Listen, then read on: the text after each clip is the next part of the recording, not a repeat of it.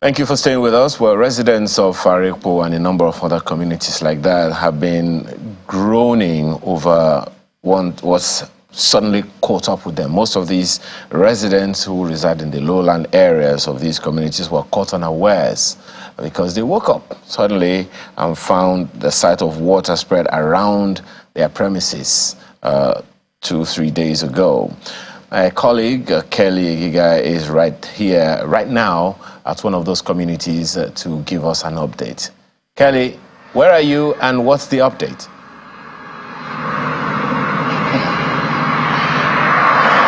Well, Ayo, we are here on the Long Bridge area of the Lagos-Ibadan Expressway, and look, it doesn't look too good over here, and that's because there is a massive flooding in this area.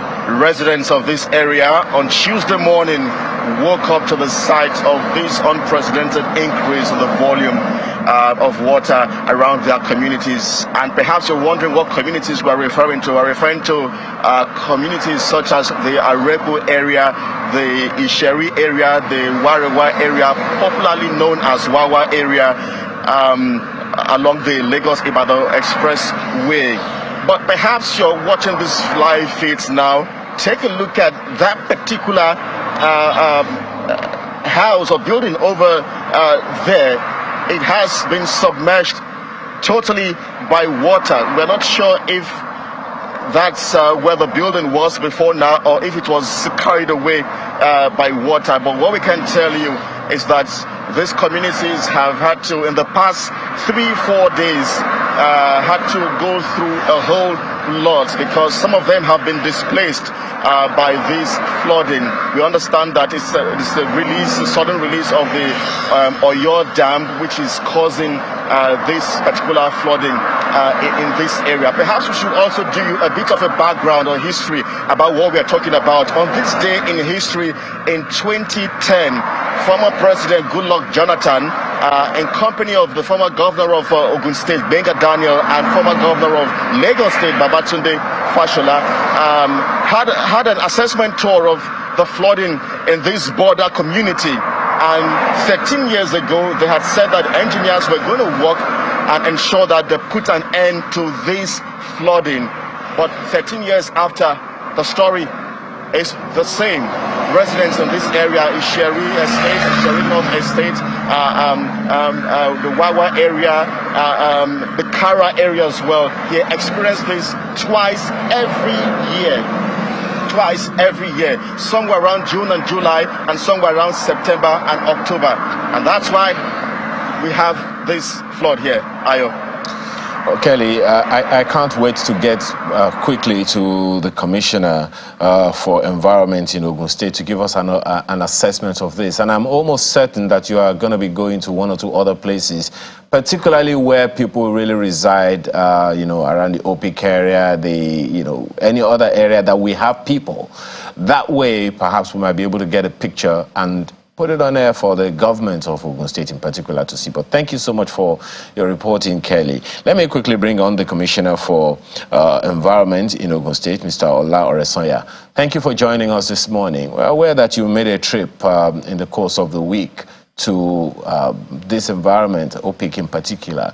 Can you give us what your assessment was and how come, as my colleague just mentioned there, 13 years after, this issue is still persistent? Well, thank you very much. And let me first of all start by sympathizing with our people who are exposed to this flooding within that environment, the Isheri area. Yes, I was around there 2 days ago just to look at the impact of some of the interventions that we did, and also to reawaken the community to the fact that we released a kind of an advisory in April this year, especially for people living around the floodplains of the Ogun River. And in line with what NIMET and that the Hydrological Department, Hydrological Agency of Nigeria gave. So that, and that we did a simulation that within about anybody within the 50 to 100 meters by the bank of the river should leave those areas, because this period of the year there's going to be that heavy volume of water from rainfall. And apart from that, we are going to have the rise in the sea level. What most people are not conscious of is that this period of the year, there's always a rise in the sea level from the lagoon. So the lagoon is locked up. You cannot discharge into the sea as it is right now. And we have, as at 3 days ago, the sea level rise in Lagos is about 0.85 meters. And it's going to rise to almost 1.3 meters this weekend. And that means even the water coming from inland that's supposed to discharge into the lagoon cannot. And this is going to happen to all the coastal towns in Nigeria, not just Lagos alone. All the coastal towns in Nigeria, we have this lockdown, and that is going to flow in. That's my observation. And for the estates, we have a relief there. What we had before now, 4 years ago, is not what we have in that estate. As of 2 days ago, when I visited the area, we still have a lot of dry land that we could not even approach about 4 years ago. Well, the challenge really is to ask the question, what happened, or what are the causes? Is it just the dam spill, the release of water from the Ogun Dam that is responsible for this, or there are other reasons that are unknown? Like I said, it's not just the dam. All right, I've been following the release of water from the dam, and I have the details almost on daily basis. All right, and what the dam has been at yesterday at Ogun Dam were there. Only 2 of the 4 gates are open, so that tells you the dam in itself is not really threatening as we talk right now. The threatening level for the dam is about 63 meters above sea level. The dam is at about 61.5 above the sea level, and only 2 gates are open. Though the volume of water released, yes, is high, okay, but not the real reason why that is coming up. There are 3 reasons right now. You have the dam. The dam must release water. There's a peak of water storage at the dam, which is a normal thing. And has been releasing that water not just now, since August. Ogun Dam has been releasing over 500 million cubic meter on daily basis from the dam. All right. The month of August, we have not on a monthly basis, about over 500 cubic meters was released in August, September, and even as at October, they've not released up to 500 cubic meters, 500 million cubic meters as we speak. So, but it is higher than the normal dry season. Now, that is Ogun Dam was released water anyway. Now, the other reason, like I've told you, it is the high rainfall that was predicted this year. When Nime talked, most of us cannot relate to it until we start seeing the problem now. This is a coastal flooding area. I mean, coastal flooding that we must experience. Any coastal town will experience the coastal flooding at this period of the year. So people who are settled around the coastal settlements, coastal communities, are going to be threatened. And we've told them to move out of the place. Now, like I said, the rise in the sea level rise is one of the critical things that will cause the coastal flooding, because the Ogun River cannot discharge steadily into the lagoon right now. So we have a lockdown, which will start receding by in the next 2-3 days anyway. Tomorrow, Saturday, is going to be the peak of it, and from any time from Sunday next week, we start seeing the release. The third reason is the saturation from the heavy rainfall. We already have most of the soil in these low-lying areas. They are saturated. There is almost zero population that you can have. And most of these areas are built up. There's almost zero population that you have in these areas as we speak right now. Okay. So water must retain on the surface. Well, Mr. Reza, how about drainage problems? A group of researchers in 2020 identified not just the Ogun Dam spill, but as well as drainage problems and poor refuse disposal as contributory reasons for the flooding in these areas. No, I totally disagree. I'm sure the residents of that area will tell you they have a very good waste management services in those areas right now. I was there 2 days ago. I move around everywhere there. There's no refuse hanging anywhere there. There is no refuse hanging anywhere there. All right. And the drainage, yes, we dredge. There's an Oparo River, which is a tributary to the Ogun River. We promised we're going to dredge it. We did the dredging because that's a storm water channel. But that channel is meant for storm water. The drainage can only address issue of storm water, not the issue of coastal flooding. Coastal flooding, if you have the best drainage in the world, when you have a rise in sea level, water will lock down even in that super drainage channel. So that is a natural hydraulic system. There is just nothing you can do about it. Have the best in the world, it will lock down. Now, what is the solution? Is it a helpless situation? No, it's not a helpless situation. The permanent solution is to develop dike, a dike, all right, around the riverbank. If we must inhabit those areas, we have to create a higher volume, we create a higher elevation where water can be retained at a higher level in those areas. And that is a medium-term to long-term agenda. And also to dredge the Ogun River, which is a major ecological project. So whatever the Ogun State is supposed to do has been done to dredge the Oparo River, which we did, and I'm sure many of the people in the community will attest to this fact that we did the dredging, and it gave a relief during the early rainy season. But for this season, there is just nothing you can. It's not about drainage; it's about the hydraulics, natural hydraulics. Okay, Chamberlain. We understand that. I hope you can hear me though. We understand that this Ogun Dam has about 9 megawatts power generation capacity. Now, with the new electricity law, which says states can now generate, distribute, and transmit power, what is the state doing about it?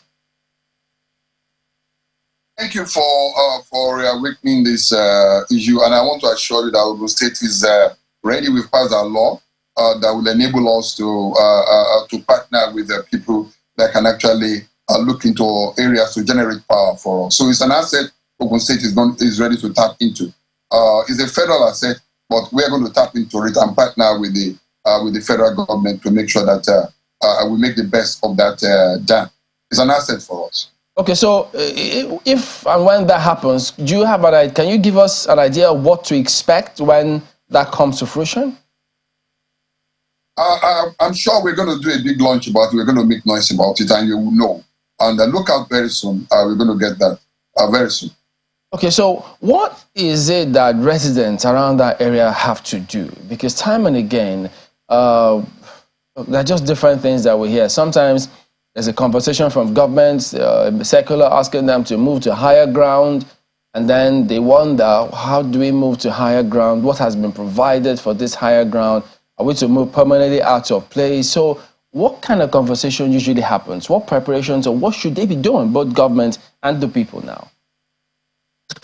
Well, the first thing is to, I moved around with the community leaders 2 days ago, like I said, and areas, the intervention we suggested for some of the people they've done, the road level, the infrastructure, they have to elevate, okay? If you cannot move, then you live at a higher level. It's either you move yourself to higher ground or you create a height around that area. For the Isheri area, you can see that there is a bridge across that area. That bridge is at about 5 meters above the datum there. So if you must exist in that area, and you must be at almost like about 2.5 to 3 meters above ground level. The road must be at that level, and your house must be at the level of about 3 meters. There is no way that you cannot inhabit. You just have to develop the engineering solution to make you inhabit the place. And we've done the experiment in that area. Some areas there they are not feeling the impact of the flood. If you go into some of the areas within the river valley, within the valley, the estates there. They are as dry as it can be, all right? But the people by the side of the river itself, until we have a dike. The dike is the real solution, or you create a hike. For those who want to move out of the place, we made provision for them. We have hostels within many of the churches around the area. We've talked to them. They are ready to give the hostel to us. In fact, they finally the hostel to us to use, so that people can move to those hostels, all right? And the state emergency agency, all right, the State Emergency Management Agency, the SEPA, is available, is ready. And we are working with NEMA also. NEMA is on ground to support us so that people who really want to move, we give a toll-free line they can call. We'll come there. We will move them freely. They don't even have to pay for it. The state is ready. That's why I went right 2 days ago to see how many of the people are in distress who are ready to move. We are ready to move them to the camps that are available. Mr. Resanya, well, just one quick one before we go on this program this morning. Well, there was a report last year that the Lagos State government is proposing that the proposed fourth mainland bridge is going to significantly reduce, if not eliminate, the challenge of flooding in these areas that you mentioned. Is that an opinion or a sentiment that the Ogun State government shares as well? Yes, we're working with Lagos State government on this, and that underscores the creation of the dike, like I told you. By the time the bridge is coming, we are also to create embankment around that area. It can be a rigid embankment, or it can be a kind of a soft embankment that can be at a higher level, so that the capacity of the Ogun River to withstand even the kind of a tidal fluctuation like this will be improved. So the bridge, yes, the bridge is going to support that, and it's part of the thing on the table to mitigate the resettlement in that area. It's a fact. In the meantime, there are shanties and sanitary concerns around the underpass of Comm'r Bridge. We had a conversation with the Federal Controller of Works in Lagos this morning, and she was talking about the work being done to rehabilitate the underpass at Comm'r Bridge. What's the Ogun State government doing in that regard as well? I'm pretty sure that it's probably one of those places that you passed when you came around. Yeah. Exactly. We have a very, very high concern. That's a prime location. That's the gateway into the gateway state itself. So it's very, very important for us. But we can't go ahead of the Federal Ministry of Work. We have to be patient for them to finish the road. Then we take over the beautification. So our beautification program has to start by relocating some of the shanties, demolishing them, and making sure that we locate our people who are there sleeping under the bridge. I was there. I moved around the underpass and I saw it. But we can't move ahead of the Federal Ministry of Works. We have to wait for them to finish all the work there. Then we will move in as a state to tidy up the whole thing. So we are really anxious for the cleanup of the area. Ola Resanya, Commissioner for Environment, Ogun State, thank you so much for joining us this morning from your office in Abeokuta. Thank you very much.